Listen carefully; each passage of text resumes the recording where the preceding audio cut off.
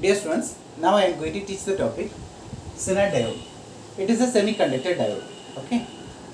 It is a heavily doped PN junction diode which is operated in its reverse breakdown region. Right. So it is operated in reverse breakdown region. Okay. See, this is the symbol for Zener diode.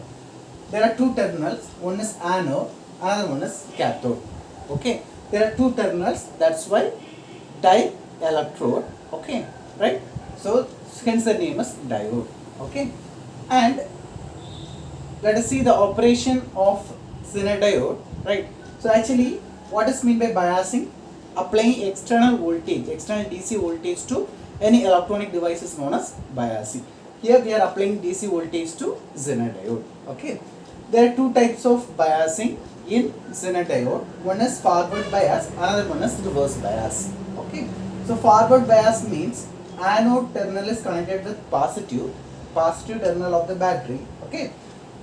Cathode terminal is connected with the negative terminal of the battery. Right. Then this is the reverse bias. In reverse bias, anode is connected with negative terminal of the battery. Cathode is connected with positive terminal of the battery. Okay. And R is the current limiting resistor. So which limit the flow of current through the diode. Okay, and see here the operating region of the Zener diode is reverse breakdown region or reverse bias region. Okay, see the characteristics. See, in x-axis forward bias voltage is taken, in y-axis forward bias current is taken. Okay. And the forward bias characteristics which is plotted in the first quadrant. Okay, see in the first quadrant, so if you are increasing the forward bias voltage, so initially there is no flow of current, right? If you are further increasing forward bias voltage, so after reaching the cut-in voltage, okay, right, cut-in voltage, okay, after reaching the cut-in voltage, current increases sharply. Okay. For germanium diode, the cut-in voltage will be 0.3 volt. Silicon diode, the cut-in voltage will be 0.7 volt. Right? And the forward bias characteristics is similar to the PN junction diode. Okay? And you just see the reverse bias characteristics which is plotted in the third quadrant. Okay? See, in x-axis, reverse voltage is taken. In y-axis, reverse current is taken. So if you are increasing the reverse bias voltage, so initially very small amount of current is flowing, which is the what is that? I naught, right? So that is reverse saturation current, which is very small current, which is in microamps. Okay, and if you are increasing the reverse voltage further, breakdown occurs, right?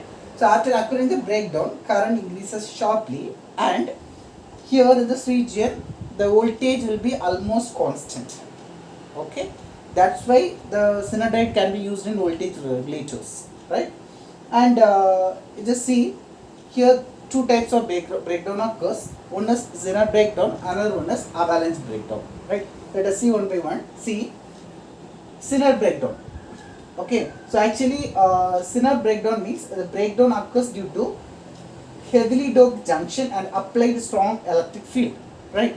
Due to intense electric field, the Zener breakdown occurs, right? See, if we are applying the greater reverse bias voltage, the breakdown occurs, right? So it is the Zener breakdown.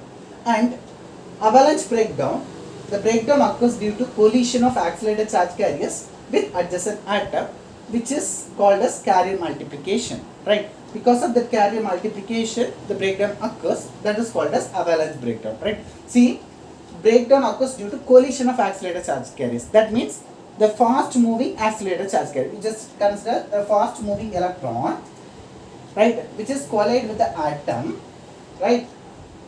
So collision of accelerated charge carriers with the adjacent atom. Okay. So if it is collide with the atom, more number of electrons are liberated. Okay, right?